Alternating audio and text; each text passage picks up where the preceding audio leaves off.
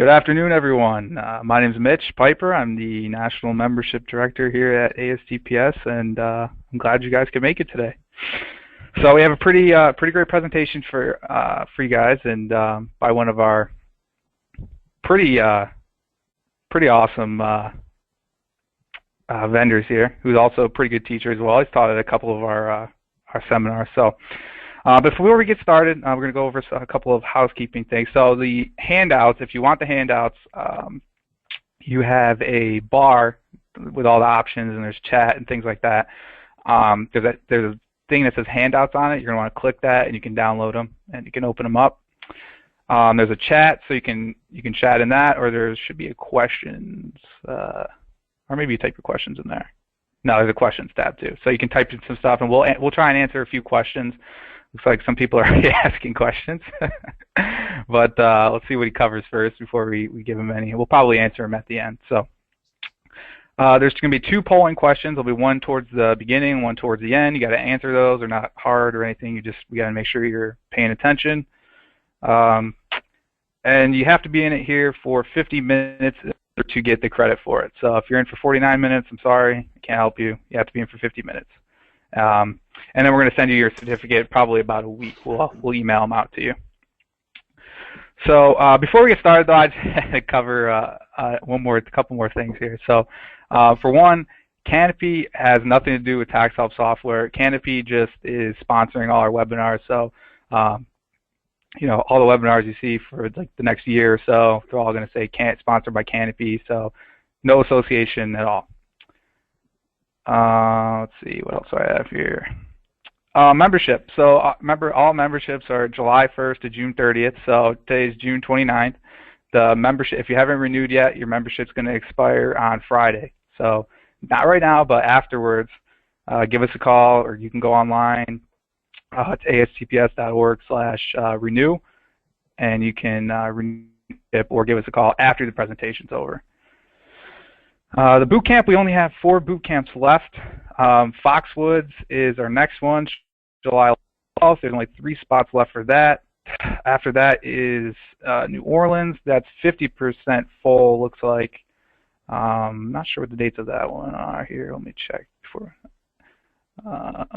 Yeah, that's going to be the 25th and 26th of July, and then August 11th and 12th is going to be Chicago. So those are the next 3 boot camps. And the Super Conference is September 22nd, 23rd, and 24th. So we actually have, the room is 50% full right now. So we're doing some pretty cool new things this year that you're definitely not going to want to miss out on. So the topics and everything are up on the website, $100, and you save your spot. And if you come, if nothing else, if you don't get anything, you'll be able to hang out with Roger some more. So, Roger, you there? Yep, I'm here, ready to go. All right. So I forgot to tell you, that picture of you on the second page has made me laugh all morning. Yeah, it's an old-time picture. But everybody always asks why we called it Audit Detective, so that was kind of one of the explanations there. So. Yeah, that's pretty funny. All right, well, I'll let you get started then. Okay, so hello everybody. My name is Roger Nemeth. I'm going to be your presenter today. I am an enrolled agent and also an NTPI fellow. And today's presentation is going to cover the first-time abatement of penalties made easy. All right. So there's the old picture of me back when I used to be an undercover narcotics officer back in 2000. Got hurt in the line of duty and decided to go do something a little bit more safe after I got married, and went and managed my parents' tax franchise in Atlanta. During that time, we had 18 enrolled agents and CPAs on staff, and one of our biggest payroll inefficiencies was getting tax transcripts and analyzing them. So since about 2006, I actually started writing a program in 2010, I've been focused on transcripts and all the things that you can do with transcripts, and created the Tax Help software, which will help you get transcripts and also process them into the reports. In 2013, I was hired by one of the largest tax resolution firms in the country to integrate the product. And during that first year, we imported 35 million transcripts. And during that time, they started to use them to do these first-time abatements for most, if not all, of the clients that came in. They at least evaluated them for first-time abatement. And to date, our users have downloaded over 150 million transcripts and processed over 200,000 reports. All right, so first-time penalty abatement. FTA is available for 3 penalties. Okay, the first one is the failure to file. Second one's the failure to pay, and the third one is the failure to deposit, which is the 941s. All right, to cover what each one does, because I know there's a lot of questions about which penalties qualify, does accuracy related qualify in that. We'll go through the definitions of each one. Failure to file is pretty straightforward. The failure to file penalty is normally 5% of the unpaid taxes for each month or part of a month that a tax return is late. It will not exceed 25% of your unpaid taxes. Okay? Failure to pay. The failure to pay penalty is generally 0.5% per month of your unpaid taxes. It applies for each month or part of a month your taxes remain unpaid and starts accruing the day after taxes are due. It can build up to as much as 25% of your unpaid taxes.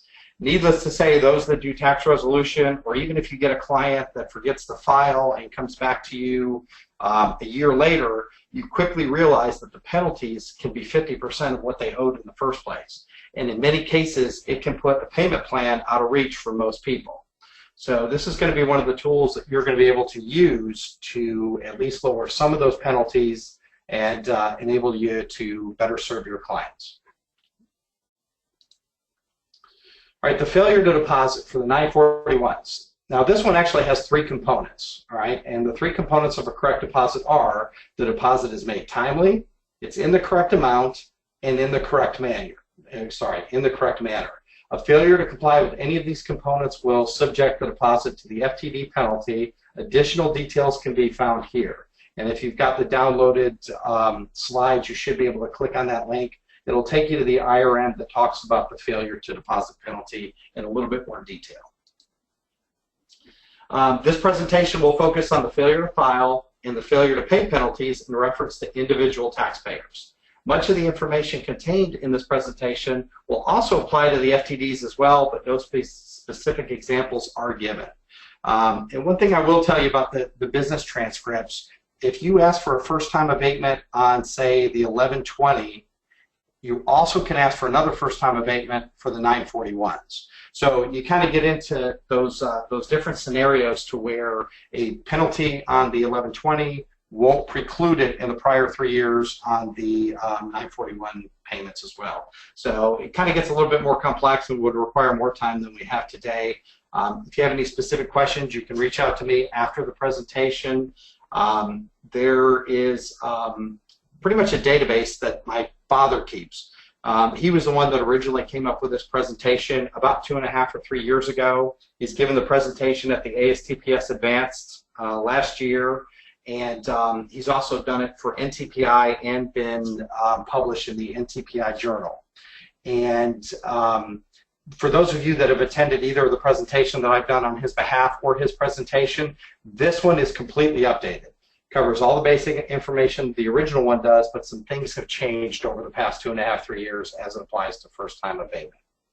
So, and if you have questions, I've glanced at a couple of the questions. Looks like some of them are going to be addressed in the slides, so we'll save the questions until we get to the end, and then we'll touch base on anything that we may not have covered. Okay, the transcript penalty codes. So earlier I told you a lot of people will use our software to basically evaluate transcripts going back as far as 1990. They can generally do it with our software within 5 minutes after your power of attorney or 8821 has been accepted. But you can also do this without using our software by basically going through the transcripts. And what you're going to do is create a little spreadsheet, and you're going to go ahead and tally each tax year, and then you're going to look for the following codes for the following penalties and basically create your own spreadsheet so you can figure out if the taxpayer is going to qualify for the first-time abatement. So the first one is failure to file transcript code 166. That's the penalty for filing the tax return after the due date. The failure to pay transcript code 276 is the penalty for late payment. This one gets a little bit tricky because it is possible to manually analyze the transcript code, but be aware, failure to pay code 276 is generally sprinkled throughout the account transcript, and it does require a computation. Usually failure to file will show up as one entry, whereas the failure to pay can be scattered throughout the transcripts. Okay? The failure to deposit transcript code will either be 180 or 186. I don't do a lot with those. Whenever I did taxes, I always focused on the individual taxpayers in relation to any of the tax work I did. I did very little with business. My only interaction with business in the time that I've been an enrolled agent has been doing the tax returns for my own corporation. So, all right, so the conditions for first-time abatement seem pretty simple, but we're going to get into all the exceptions and kind of some of the gray areas, all right? So directly from the IRS website, you may qualify for administrative relief from penalties for failing to file a tax return, pay on time, and or to deposit taxes when due under the service's first-time penalty abatement policy if the following are true. You didn't previously have to file a return, or you have no penalties for the 3 tax years prior to the tax year in which you received a penalty. And there's a caveat on that one we'll go into in just a second. You filed all currently required returns or filed an extension of time to file, okay? And you have paid or arranged to pay any tax due. So if you have an outstanding balance, what that says is you have to be in an installment agreement and you have to be current in that installment agreement. Currently not collectible will not apply. Pending OICs will not apply. Pending installment agreement will not apply to this. You actually have to be in an installment agreement and making your payments. Somebody getting levied every month, a forced installment agreement, that will not apply, obviously. So, and then when we go back to we'll go back to the previous one. When you filed all currently required returns or filed an extension, somebody may not have had a filing requirement, and that's when it talks about you didn't previously have to file. The hard part, if you're doing a first-time abatement where somebody didn't need to previously file a return, sometimes it's harder to prove to the IRS you didn't have to file a return. And I know in many cases it's easier for a lot of people just to go ahead and basically pay a 0 return or actually file a 0 return. Sometimes it can be easier than proving the fact that you did need to file in some of these instances. All right, and now we get down to the exception at the bottom, or not so much an exception, but an expanded term. In IRM, and there's the number there and the date it was out, refers to an unreversed penalty for a significant amount. And that language is very important. We're going to cover that in a little bit more detail, but the significant amount is probably the biggest gray area that comes up in first-time abatement. My dad, having done this presentation, has been contacted by probably over 100, maybe even as many as 200 people that have given him examples of real-world first-time penalty abatements that they have gone through. He's also consulted on some pretty big cases and helped people, but he kind of has this little internal database that he shares with me, and he'll share with you if you ever talk to him, about basically the real-life experience of first-time penalty abatement. And we'll get into why it's out there. It's not a computer that's telling you yes or no. It's a person on the other end of the phone that's making the decision. And sometimes you can get one approved one day from one assister, and the next day it might not get approved through another. And part of that is how they interpret the significant penalty amount. All right, the additional info about conditions for first-time abatement. The 2210 penalty for underpayment of estimated tax by individuals does not disqualify a taxpayer from first-time abatement. So if they have the 2210 penalty, it does not eliminate them from getting the first-time abatement. Okay? A substitute for return does qualify as a filed return. Not only does an SFR qualify to start the CSED dates, but it also qualifies for a substitute for return when determining compliance for first-time abatement. And I know there's some conjecture out there. Always come to me and say, it says right in the IRM somewhere that a substitute for return does not start CSED. But there have been some case laws that have been applied on top of that since that's come out, that SFR does start the CSEDs, and I have seen numerous examples on those millions of transcripts that we've had and some of the consulting cases we've done. A substitute for return does start the CSED clock, and we routinely watch debt drop off at the end of the 10 years plus the tolling time for those. If a balance due is owed, you have to be in an installment agreement and current to qualify for FTA, so we cover that part again. The failure to pay penalty will continue to accrue until the tax is paid in full. It may be to your advantage to wait until you fully pay the tax due prior to requesting penalty relief under the service's first-time penalty abatement policy. All right? We're going to talk more about the significant penalty on the next slide. Last night when I was doing this, I went over it with Bill Nemeth. My father looked at it, and the one slide I didn't get in was bankruptcy. And I'll give you a quick scenario of why you have to evaluate bankruptcy before you apply for first-time abatement. So my father worked on a case where the gentleman owed significant amounts for going back maybe 8 years. So he had some recent penalties that were not going to get discharged if he filed bankruptcy, and he had a lot of balances that would be wiped out by the bankruptcy. Before he applied for the first-time abatement, it was right around $10,000, I believe. He asked the client, "Are you sure you're not going to declare bankruptcy anytime in the next 2 or 3 years?" Client said, no, not going to declare bankruptcy. Goes ahead, applies for the first-time abatement, gets it approved over the telephone. I think 7 or 8 weeks later, he files for bankruptcy. The problem is the first-time abatement will wipe out any outstanding debt. It wipes out the oldest debt. Unfortunately, all of the money that was wiped out by the first-time abatement also was going to get wiped out by the bankruptcy. So if they would have waited till after the bankruptcy, it would have wiped out the older debt, and they could have used the first-time abatement to wipe out the debt from the previous 3 years or the recent 3 years, which was not cleared out by the bankruptcy. So just keep that in mind. It may be a question you want to ask that, ask the client, are you double, triple sure that you are not going to file bankruptcy? If they are, there's generally not a rush to filing FTA. So, when in doubt, wait, because you get to use it one time. Okay? All right, no significant penalties. All right, so since Bill's original presentation 2.5 years ago, this has changed somewhat and kind of moved around, so let me go over it. All right, so here's the IRM listed, the one that we talked about, an unreversed penalty for a significant amount. See caution for an explanation of the significant amount was present, except the ES penalty on any tax period in the prior 3 years for the same MFT, except MFT 3031, and see the exceptions for MFTs 01 and 14 in paragraph 5F, and a notice was issued showing the assessed penalties. All those MFTs just talk about is it individual, is it business, is it payroll.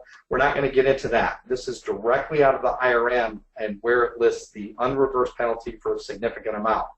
So the IRS in this one says, hey, check the caution out. It'll talk about the significant amount. So presumably under the caution section in the IRM just below this, it's redacted, which means that the IRS felt the need to not make this public information, which I don't understand why it wouldn't be public information. We've gotten enough feedback from clients to know that the number is $100, and we've talked to former IRS people that have said it is published at $100. And if you notice, up there at the very top under the IRM, this has not been updated since 2014. So we don't believe anything has changed in the written definitions of the first-time abatement. All right. So, but we have heard from the numerous tax professionals and contacts that the significant amount is anything greater than $100. In the past, we have heard from tax professionals that advise that the IRS has even gone higher than the $100 threshold if the penalties were in the tens of thousands of dollars. I had somebody that got a first-time abatement for over $50,000 for somebody, and they were able to convince the person on the telephone that a $1,200 penalty in one of the prior 3 years was insignificant when you compared it to a $50,000 plus penalty, and they were successful. So just keep in mind as you're doing first-time abatements that just because you got one that met a certain criteria, you may not get it the next day. And these are being interpreted by people on the other end of the phone that may have knowledge, and quite frankly, they may not care. As we all know about the IRS, it's not their money.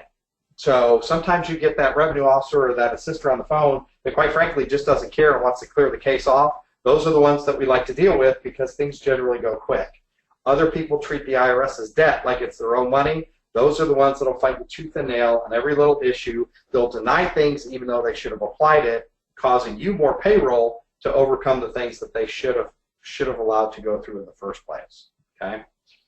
So now recently we have had reports from tax professionals that the IRS is no longer allowing penalties under $100 in some cases. All right? So what do you do now? So we're pretty fairly certain that anything under $100 is considered an insignificant amount. So how would you address it if the IRS turns it down? You know, you're banging your head against the wall if you try to convince a person on the phone, other than just, my understanding is anything under 100 is considered insignificant or not significant per the IRM. If you get, if you get moving on it, great. If not, try these steps. First, try to call back to see if you get the same answer from a different assister. Okay? Now, we've all had that luck where you've hung up on one, immediately called back, and just your luck on that day, you get the very same one. In that case, I would recommend either having another case to discuss with them, because if they find out that you just hung up, called back, you're definitely not going to improve the second time. And secondly, you can always hang up on them. Give you a little tip out there. The IRS gets hung up on all the time. So the large resolution companies, when the wait time started to go to 2 hours plus at the IRS, they all created a phone queue that would have 3 to 5 telephone lines that always called the IRS. And what these lines would do is they would sit and hold. The people sitting at the tax resolution firms would pick up one of the lines that has already been on hold from anywhere from 0 minutes all the way up to maybe a couple of hours, and that's how they would save payroll in trying to get through and get through to the IRS. So they're used to the phones hanging up. The good news is they'll more than likely blame the larger tax resolution firms for it and not the little firm that's usually the one calling. Okay? The next thing that you can do is you can send a letter requesting FTA, and you go ahead and cite the IRM and basically put out there that it should be a defined amount. My understanding is that amount's $100. See how that goes. My understanding, though, is there's an extreme delay right now in letters. My father has 2 that he sent that have gone over 90 days without a response. Okay, so again, there's not a huge rush in many cases for FTA, but that's just one thing that you've got. If you go the 90 days and they don't respond, I would then recommend file a Form 911 to Taxpayer Advocate, claiming the taxpayer has tried to resolve a problem through normal IRS channels, but those channels have broken down. And the channel would be an FTA was attempted in the Reasonable Cause Assister software tool, which we'll talk about in a little bit. And the problem is the prior tax period is under a significant threshold, but the RCA calculation fails. So basically you're going to them to say, this should be applied, but the IRS isn't applying it like they should. Please take a look. If it fails after that, you can try more letters. You can try to call and talk to supervisors and managers. More than likely, we'll have a ruling on this, and maybe I can get the information to Mitch. I'm constantly updating the slides. I know that Mitch made the slides available to you, but whenever we update this presentation, we also publish it to the taxhelpsoftware.com website under the education page. And there's a lot of free training resources there that have nothing to do with the software itself. They're just the presentations that my dad does for NADA or ASTPS or any of the presentations I do, and those are free to anybody whether or not you use the software. So check our time here. We seem to be doing good. All right, so we're going to get into the FTA examples, all right? So the following graphics are examples of first-time abatements, all right, or at least the opportunities or the evaluations for first-time abatements. You can create your own spreadsheets using Excel.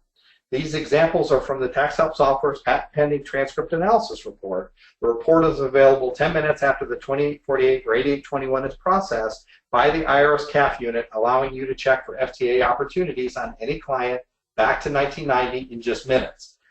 And I'll plug the software a little bit, but it is a tremendous time saver. You can check anybody in your practice back to 1990 in literally 30 seconds after you download the report to see if they have any first-time abatement opportunities. It's a fantastic tool. Before that came out, who was going to pull 25 or 27 years of transcripts and just start going through random clients to see if there was something there? To go through and do all the evaluations just for first-time abatement to back to 1990 manually will take you at least 2 hours and probably closer to 3 or 4, depending on how familiar you are with transcripts and how organized you are as you copy those into the spreadsheet. All right? And first-time abatements are great for offsetting current year CP 2000 issues your independent contractors and elderly clients are always receiving. So one of the things I get whenever I do this presentation is people say, I don't do a lot of tax resolution work. I'm just serving my clients. And in that case, I know that whenever we served clients and I was actively doing tax preparation, we would always get those CP 2000s. And we would, if a client brings you a CP 2000, it's generally not a revenue opportunity. They basically blame you because they didn't give you the 1099, but they think that they did because, of course, they always give you their documents. With the first-time abatement, you can actually charge a percentage of anything you get for the abatement. And I know in Circular 230 it says you can't do contingency fees, but if you look into it a little closer, it exempts if you're doing interest or penalty abatements, you can do. So if you tell somebody that they just got an assessment for $4,000 on a CP2000, and if you can go ahead and get that wiped out through some of your knowledge magic, and you're going to charge them 10 or even 20% to reduce that debt, that is a great way to generate revenue. You've now turned a headache out where you hand them the CP2000 back and say, there's nothing I can do, to I'm going to save you $3,200 because I'm going to charge you $800 to get that $4,000 abated on first-time abatement. Personally, I think 10% is a fair charge in something that large, and there's no guarantee that they're going to have a first-time abatement. However, chances are if they're getting CP2000s at some point in the past, especially if you can go back into the 90s, they will have messed up at some point in the past. But again, it doesn't apply to everybody, but you don't have that much time invested in it if it doesn't. Okay. All right, so here's our very first example. This is a very straightforward example. So what you're looking for is, and if you notice the left-hand column is the year, we're in the most recent year at the top, and it goes down accordingly. And also the second column with the software will actually tell you if the last return filed. So you can determine very quickly if this person is in compliance. Generally, the IRS considers the 6 past tax years compliance. Now, if 2015 said no return filed, but there was an extension on file, they would still be compliant if the previous 5 years were filed, at least until October 15. So in this case, you look at 2014, 13, and 12. And if you look, there are no prior penalties in any of those years, so this should be a straightforward phone call to the IRS, and basically it would go like this. Hi, this is Roger Nemeth. I'm an enrolled agent. I have power of attorney for John Smith, and I'm calling about a first-time abatement for 2015. Okay, that's when the IRS is going to go in, and they're going to ask you some questions. And we'll go into which phone numbers to call towards the end of the presentation. But you'll basically just go through this with the assister on the phone, and they'll cover it. If you look over here, the accuracy-related penalties, as far as we've been able to determine, accuracy-related penalties do not fall into that group of the 3 prior years. So let's say we had an accuracy-related penalty in 12, 13, or 14. It shouldn't exclude it. The problem is, and I say the reason it shouldn't, this is a little bit off example. Generally, when there's an accuracy-related penalty, there'll also be a failure to pay penalty because they'll hit you with both generally. Of course, everything with the IRS, if the RO puts it in wrong and it's an audit later on, they may only get one of the penalties in. So I have seen accuracy-related without the failure to pay, but there should be a failure to pay. And I don't have any specific examples of where an accuracy-related penalty has precluded somebody from getting a first-time abatement. Okay, and not only do we get the first-time abatement in 2015, but let's look down at the other years. Because in this case, if you just look at the first-time abatement opportunity, you might say, I'm done. You may have missed the $10,000, $20,000, or $50,000 abatement in an older year. Okay, if we look down to 2011, there's a much smaller opportunity, and if you notice, in 2008, which is in the 3 prior years, there is a penalty that's actually for more money, so that would preclude 2011 from getting a first-time abatement. So we look at 1431-24, all right? Well, now this one's intriguing because 2007, 6, and 5, 7 and 5 are clear, and in 6, there is a penalty amount that's under $100. So potentially, you might be able to get the first-time penalty for 2008. And let me give you an example of when you may want to ask for a lower penalty versus a higher penalty. And one of the slides talks about how many first-time penalty abatements can I do for one person. And I'll go over that on one of the slides coming up. But in this case, let's say your client got a CP2000 and the CP2000 was for $1,200. Well, you don't want to waste the 2015 first-time abatement, which is well over $2,000, when you can use the 2008 first-time abatement at 1431-24.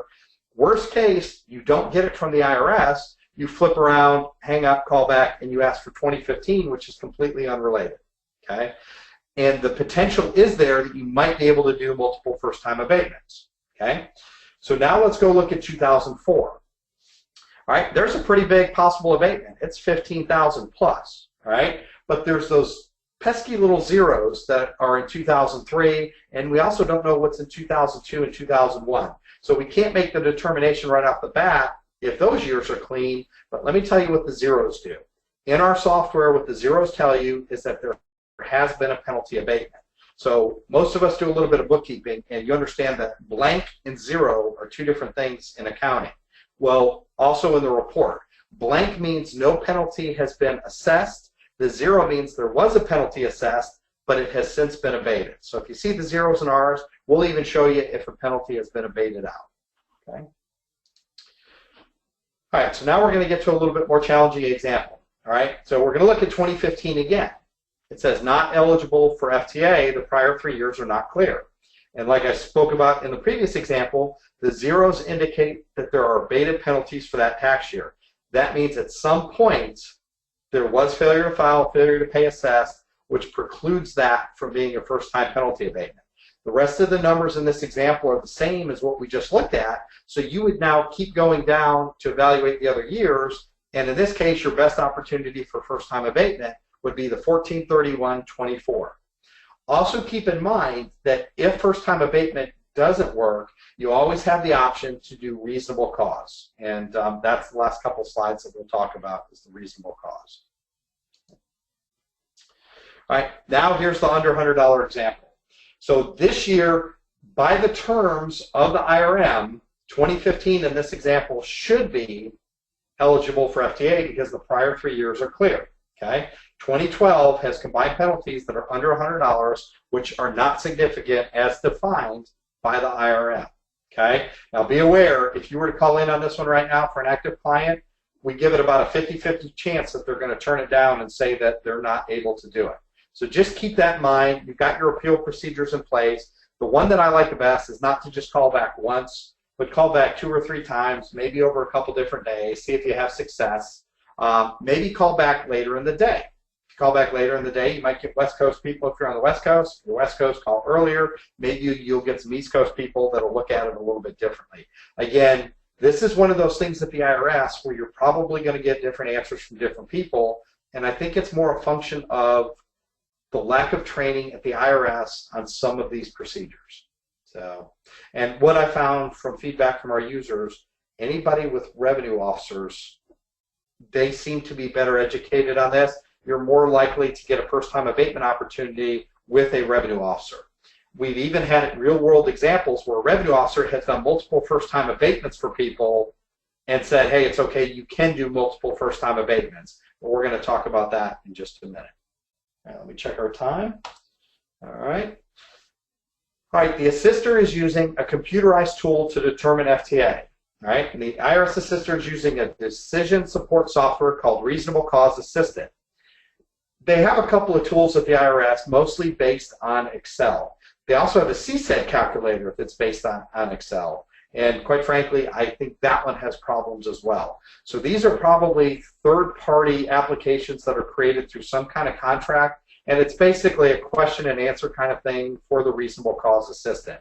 Not sure why the under $100 is no longer being accepted in some cases, because if they're using this tool, they should have it on the under $100 in the prior years, okay? So keep in mind, even if an assister denies the FTA, check your transcripts and challenge them. We have had reports of the assister denying the claim because of a penalty in the previous 3 years that did not exist. The benefit of using our software is that that accurate information is at your fingertips. What this says is we've had times where the IRS has said, hey, there's a penalty in one of the 3 prior years, and there wasn't a penalty in the 3 prior years. But if you don't have those transcripts at your fingertip where you can go through it and go, I'm looking and I don't see anything that indicates a penalty. We also have had people that have faxed those reports to the IRS, and anytime you present a better versed argument with the IRS, the more likely you are to win it. A lot of times they'll go to the supervisor and go, hey, they just didn't send me the evaluation for these 3 years, but they checked all the way back to 1990. How hard do you want me to contest this? And we find that that'll help you get more of your arguments approved through the IRS, as you appear to be more organized than you may be otherwise. Okay, usually it's approved instantly when you call through the phone. All right. Once it's approved instantly, the IRS assistant will go through their script. The taxpayer will be receiving a letter in 10 to 14 days. Penalty was abated based on a good history of timely filing and timely paying. And the text of the 3503C letter is shown on the following page. Okay. I'm not going to read it, but basically it says, hey, thank you for your recent inquiry. We've given you a first-time abatement. Have a great day.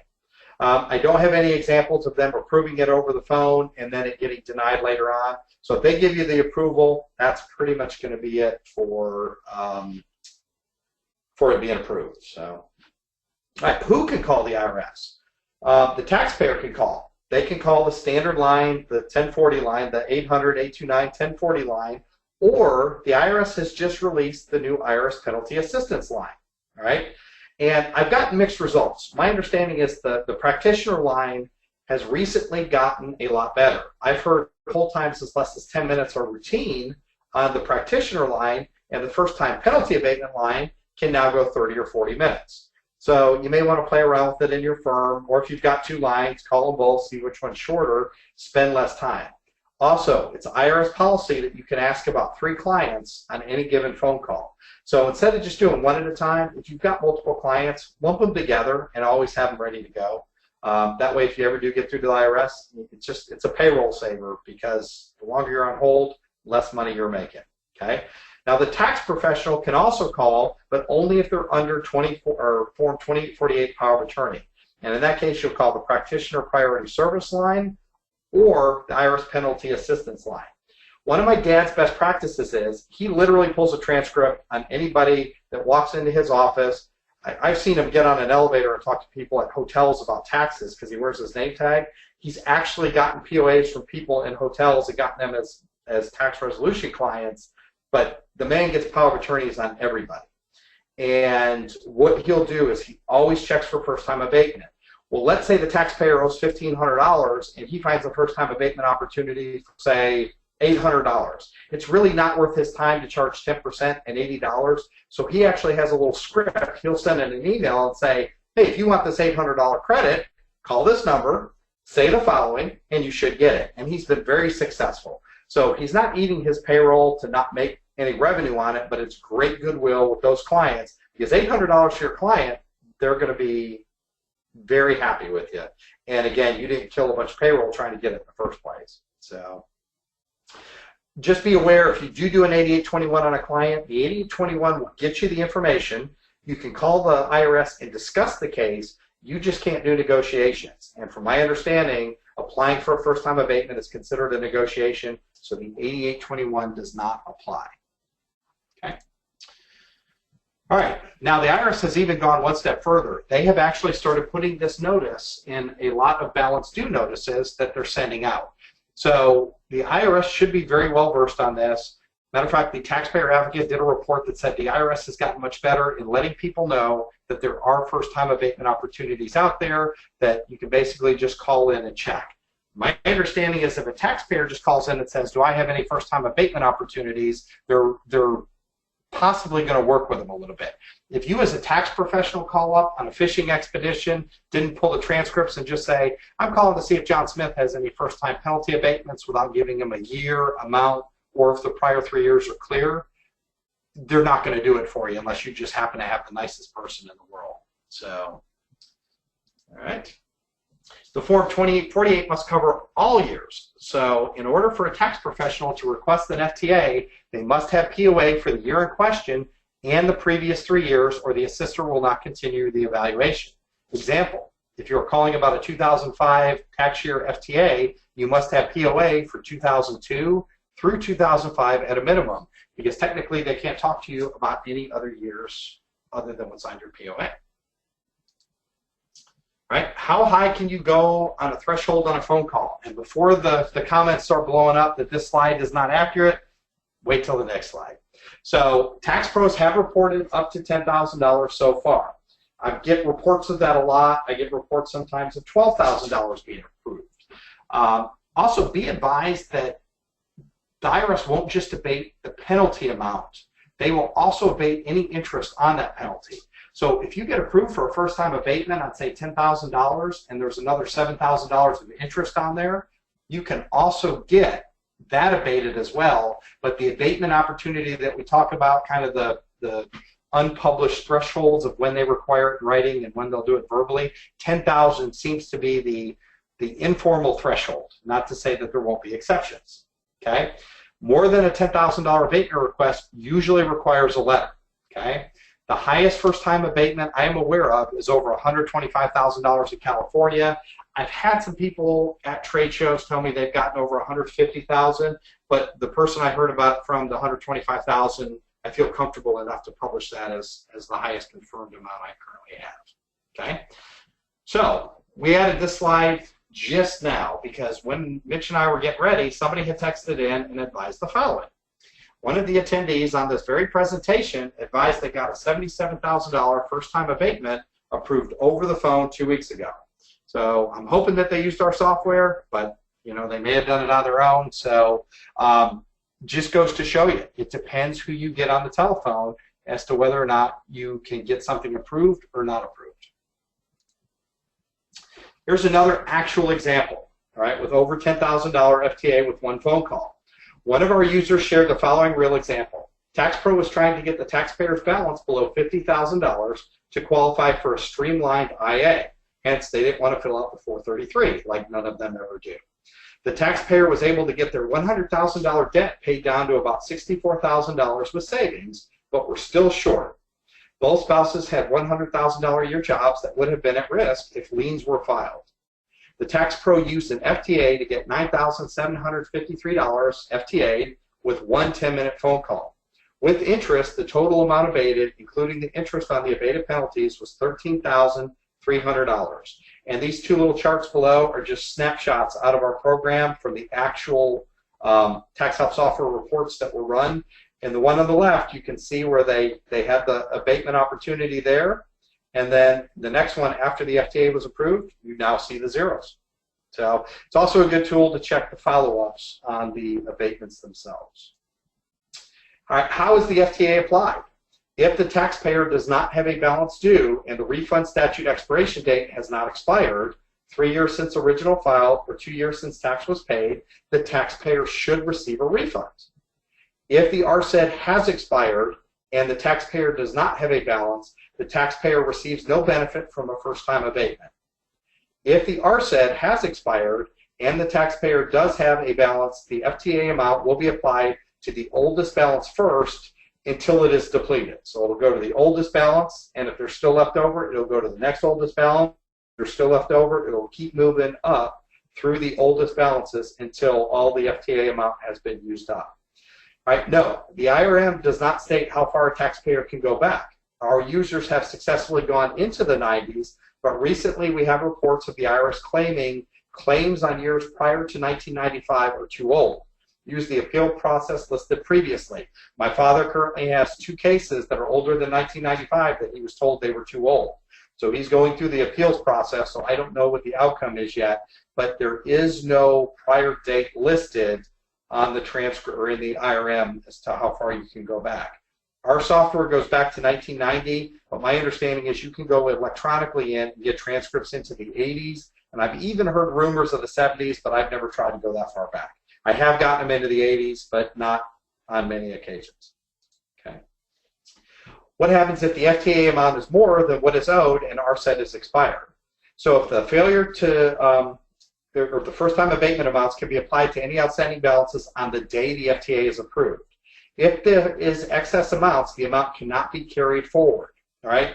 Which is different than offsetting any balances that are available that day, and the example should explain this one.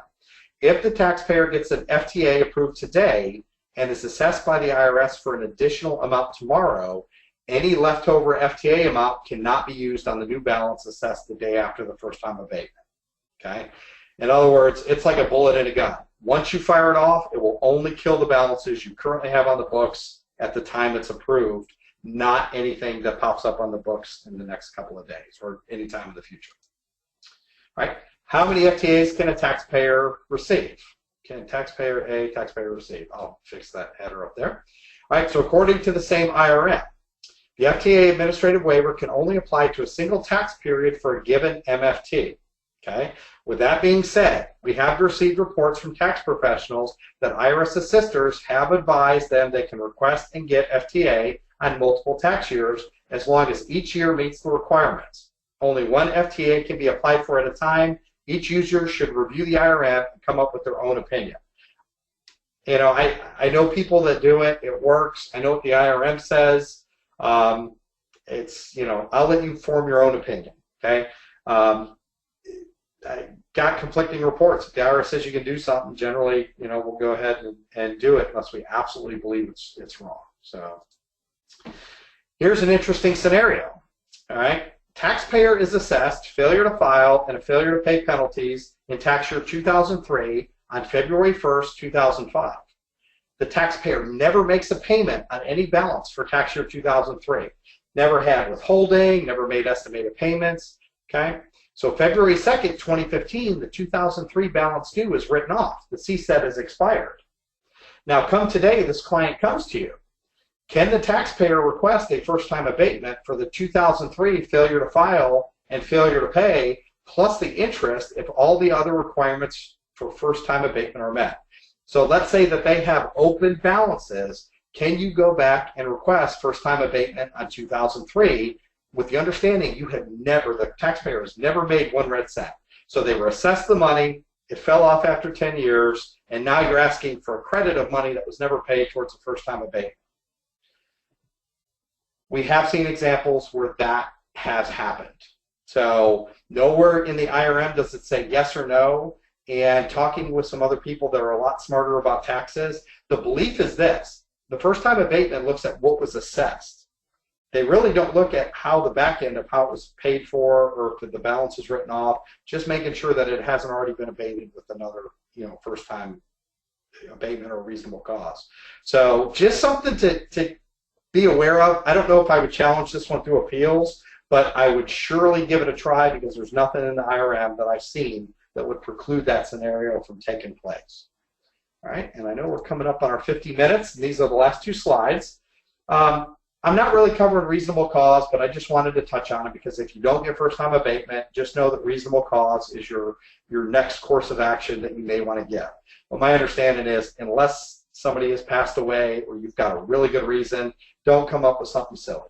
Dog ate my tax return probably won't work. So the definition of reasonable cause abatement is any reason that establishes the taxpayer exercised ordinary business care and prudence but was unable to comply with the tax law may be considered for penalty relief. So if your client was in New Orleans during all the hurricanes and you're contesting something prior to that, that may be a good time to file for them. You know, West Virginia's got floods. Everybody's got a natural disaster out there at one time. Don't make stuff up, but always, you know, inquire. Did you lose any records? You know, did you? Yeah, the one I heard that did work was they let their lease go up on a storage locker and they lost their stuff because they were having money problems and the IRS accepted it. So you never know. So here's some examples: fire, casualty, natural disaster, or other disturbances, inability to obtain records, and I think sloppy record keeping would be excluded from that. Death, serious illness, incapacitation, unavoidable absence of the taxpayer or a member of the taxpayer's immediate family. So in that one, I obviously think military is the one that comes up. Somebody got deployed.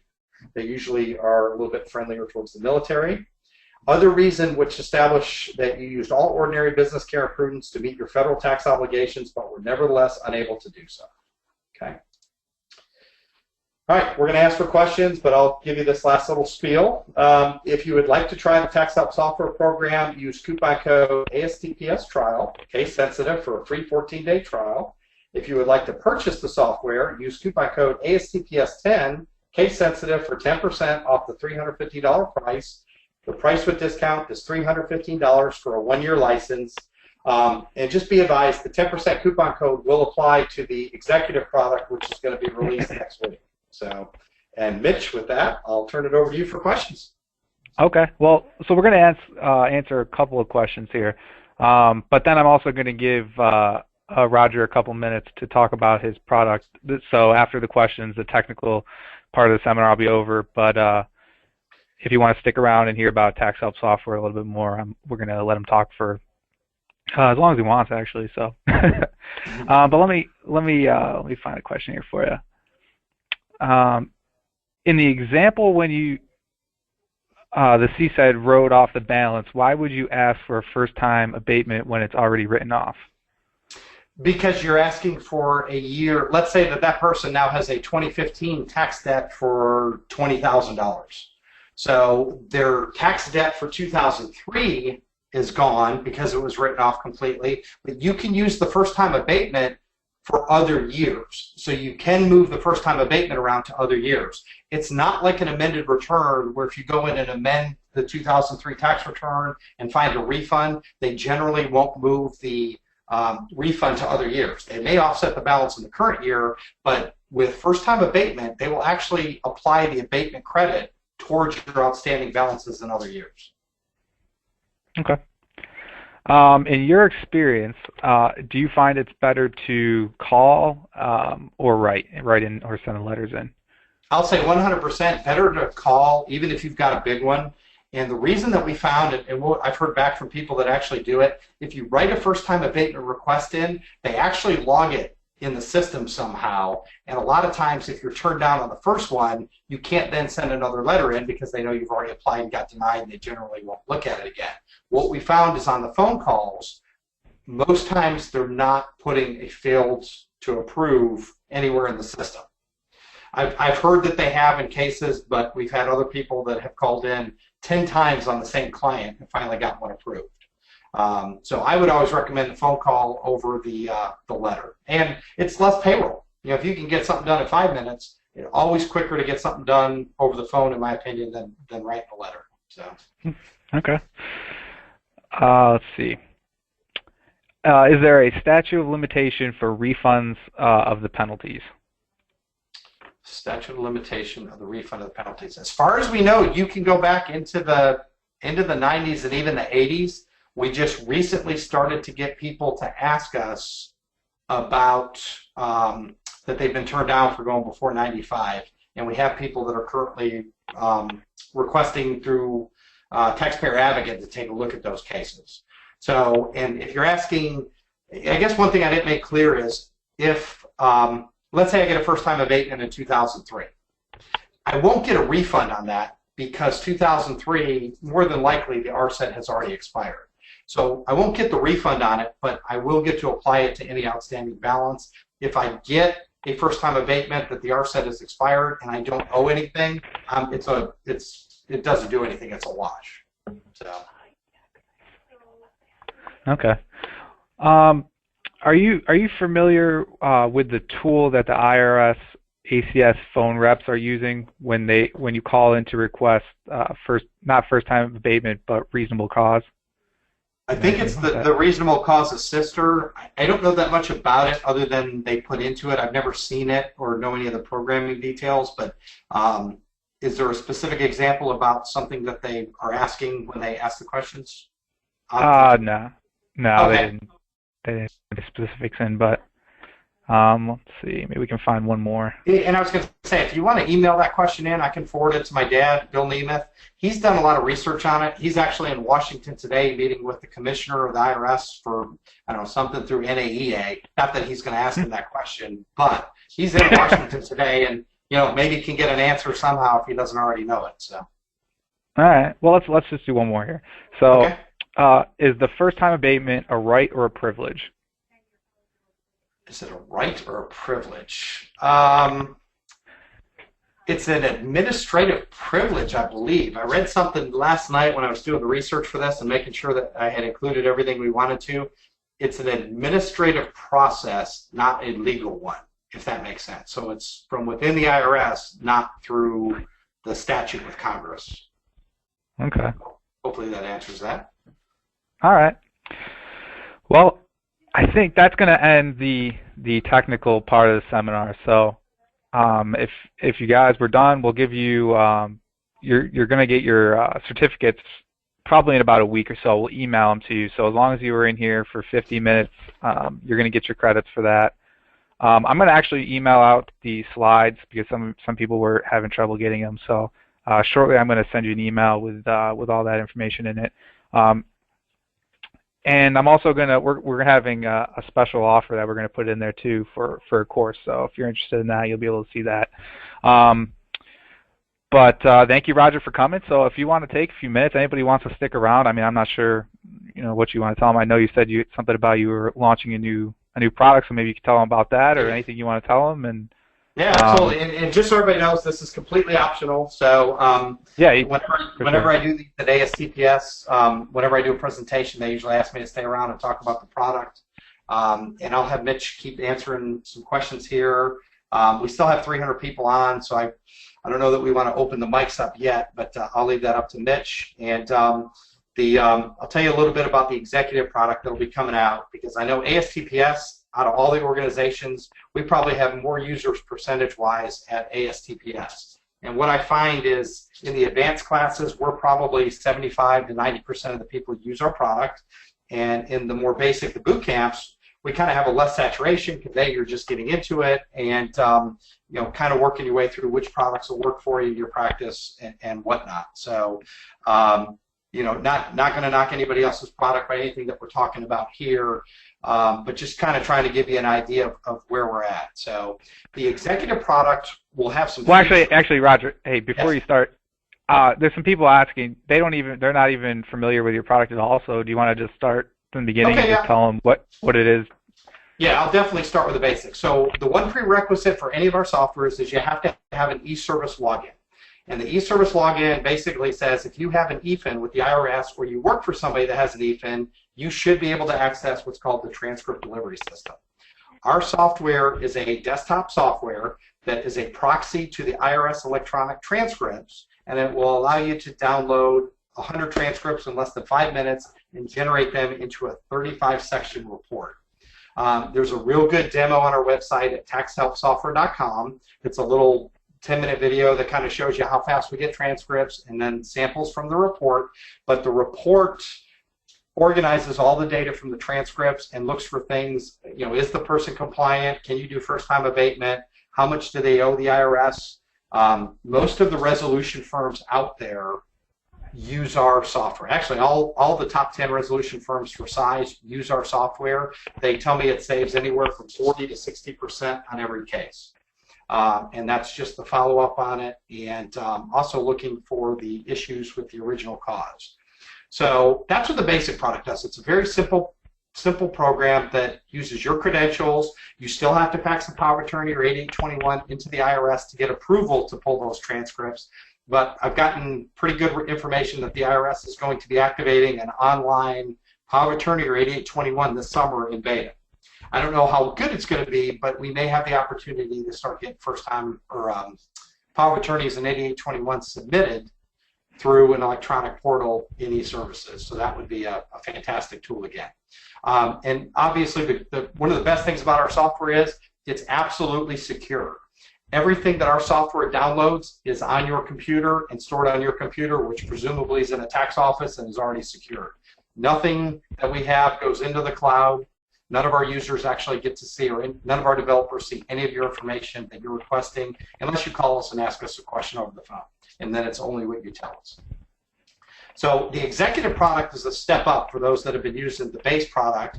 And we've added some features. One of the biggest features that we've had positive feedback on is it will allow you to import a client list.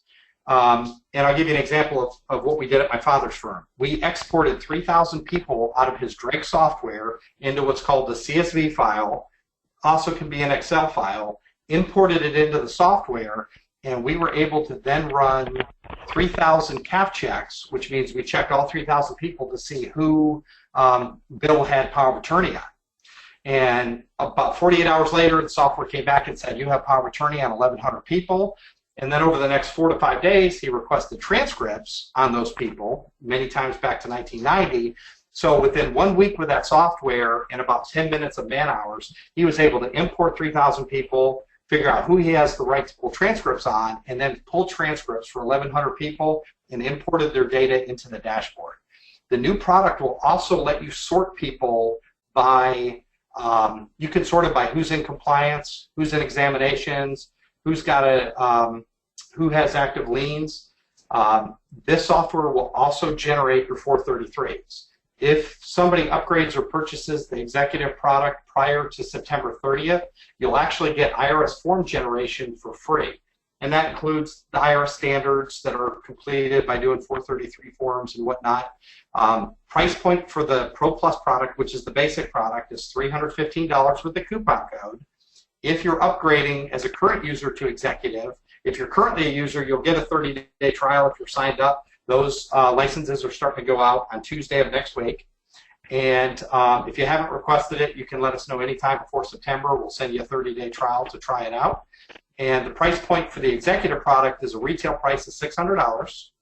And if you're already a current user, it'll be a $200 upcharge on top of your $300. So you'll be able to get the executive for, in essence, $500. You'll get full credit for any time remaining on your current license. You won't lose any money. It'll be completely credited towards the purchase. Another thing that the software will do is it has an auto order feature that's an additional $100. What that feature will do is anybody that you click to auto request transcripts for, it'll request transcripts weekly, monthly, or quarterly, and check those accounts for any changes that might occur. You can actually use that part of the software to track your existing client base to see if they're getting audits. Little known fact is that an audit will show up on a transcript 30 days to 180 days prior to the audit letter going out. And sometimes the audit letter never goes out. They trigger the audit, they never follow through, and it just falls off at the ASET date, the assessment expiration date. So that software would actually allow you to determine if there's any changes made to your client's account and notify you of any changes. We're going to work on getting a demo out next week. We haven't been publishing a lot about the new product. We've been keeping everything real close to the vest. We didn't want to push out some of our innovations, and basically wanted to prevent prying eyes from taking a look at what our next generation product was going to look like. So you'll see it more or less in the trials, and if you call us or come to any of the shows, we're actually doing demonstrations there. And if you don't currently use the product and you buy the product, you'll be entitled to a 14-day trial once you've purchased the Pro Plus product to see if you would like to upgrade to the other product. And with that, see if anybody has any questions. Well, for one, can you put that last slide back up again so people can see the codes and stuff? There you go. All right, so let's see. I guess the biggest question that people were asking about the product is, you know, what makes yours different than, you know, Canopy and Pitbull? Because, you know, obviously know a lot of our members use, you know, use one or at least if they have yours, they also have Pitbull or Canopy. I mean, we do in our office. You know, we use both. So. Gotcha. Okay. Yeah, I can address that. So the biggest thing is this. In 2010, I created the program for doing the transcripts. Prior to that time, there were some programs out there that would download the transcripts, but nobody actually extracted the data in a usable format. And as far as I know, nobody had even attempted to do it yet. And in 2010, we were able to do it, and we went ahead and went patent pending on that back in about 2011. Around 2012, the largest tax resolution firm in the country found my website and said, hey, you know, this is something that we want to integrate. At that time, it was not a desktop software. It was an app that I had to run off of an internal computer, which we installed on their computer. So with my 18 months at the tax resolution firm, I created something that downloaded transcripts faster than anything had ever downloaded transcripts before. And on average, they were downloading 130 to 180,000 a night. What we were able to do is they had a room full of anywhere from 75 to 100 tax professionals that would look at these reports, and they would ask me, can you tell if somebody's in an audit? Can you tell if somebody's in an exam? Can you tell if there's a lien? Help us find first-time penalty abatements. Anything that you can think of, they would ask, and we would program for them. So what we have done that nobody else has done in the space is we spent 18 months and 35 million transcripts working with the largest tax resolution firm, creating something that has been error tested out just an incredible amount. I thought once I got the first million transcripts through it, I had seen everything there was to see in IRS transcripts. I didn't really start not seeing exceptions or things that would throw the program off or cause the logic not to work correctly until I had pulled in 10 to 15 million transcripts. And after that first year, we rarely see anything pop up that's a logic failure at this time. The other thing is, currently we've got over 2,000 users. If something happens with our software at the IRS, we generally know about it faster than anybody else in the industry. Yesterday, when the IRS went down about 2 o'clock in the afternoon, maybe a little bit earlier, we got 20 phone calls within 6 minutes of the IRS going down. And we went in, IRS went down, we knew it, we got ready to send an alert out to our customers. So one advantage you'll get from us is you also get alerts ahead of time. The one thing that happened yesterday is it became intermittent. So the IRS started working, it went down, stopped working, went down. We never sent it out because when it's intermittent like that, my luck is I send out an alert saying IRS is down. You go in, hey, guess what? It works. I just sent you something that says it doesn't. So we usually only send the alerts out if the IRS has been down for 3 or 4 hours consistently, or if it's something that is taking place over a couple of days. So basically what you're going to get from our software is nobody else in the industry, I doubt, has downloaded over a couple million transcripts. We started selling the desktop software in 2013. We have never had a data breach because everything's on y'all's computers. Nothing comes through us. We don't have any of your data here. I can 100% say that nobody has looked at your data at our company or our software has compromised anything at your organization. Now, the one thing I can't do is if your computer's already compromised, if they can see your computers, they will be able to see what's downloaded, but obviously they're going to see the tax programs and whatnot on there. So what you get with our software is world-class logic. Not only that, but we also do business. Apparently our competitors are just now getting into the business end of things, and I will tell you that first year in the 35 million transcripts, we were only doing individual transcripts. It took me another 15 months with my experience to actually get the business transcripts to work reliably, because you're not just dealing with a 1040 anymore. You have to check, is it a 1040, is it an 1120, is it an 1120S, a 1065, a 1041, plus you've got payroll, unemployment, and it took a long time, even though we had the base knowledge of how to do this with transcripts, to get it in a very hyper user-friendly format, even for business. And I think you'll see that the other people getting into the field, although may look a lot like our product, they're basically just copy and graphs. If you look, the column names haven't even changed. You're going to find accuracy in our product you don't find in anything else. With us stepping into the executive product, we've now started to offer some of the features that they offered exclusively, and we're going to start offering IRS forms and whatnot. Biggest advantages that we offer is our price point is $500, and you're going to be able to do 90% of what you'll be able to do in anybody else's software that typically costs $1,200 to $1,500 per user per year. So we're coming in well below half the price. And I honestly think if I hadn't come into the market and set the price point at $300 for a base product, that you would see some of these other products up around the $2,000 to $3,000 price point, because there are large firms that would pay $2,000 and $3,000 for the technology. They've told us that's what they've paid for, but my biggest customers are single person operators, and even tax prep offices that don't do tax resolution. So I guess but it's kind of a hard answer to say.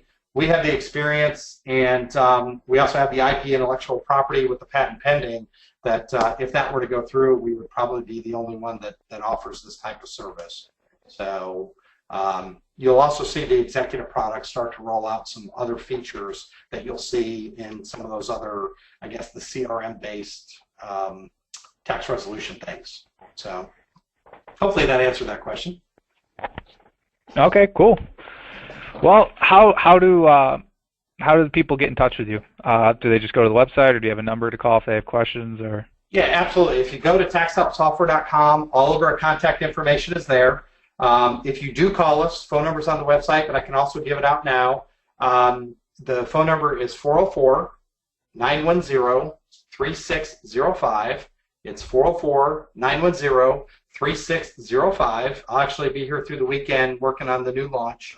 And if you call us, our support staff consists of myself, I'm an enrolled agent, developer, plus I know about the taxes, and Laura Thompson is the other person that will answer the phone. So please, not everybody call in the next 10 minutes, as much as I'd love to talk to everybody. But Laura is also an enrolled agent, and although we won't work a case for you, if you call us with a question in the report, we'll get you pointed in the right direction. But what we won't do is we won't work cases for you, but we'll help you interpret some things in the report, get you in the right direction, and get you going there. But if you call us, you're talking to somebody that you don't have to explain what an AGI is or first-time abatement. We already know because we've been doing it for years. So. Okay, great. Well, I appreciate your time. Just so everybody, a reminder, membership, if you haven't renewed, it ends Friday, so you can call now. Yeah, thanks you guys for all coming out tonight or this afternoon, and we'll see you next time. Thanks, Roger. All right, thank you very much. Thanks. Have a great weekend. You too. Bye.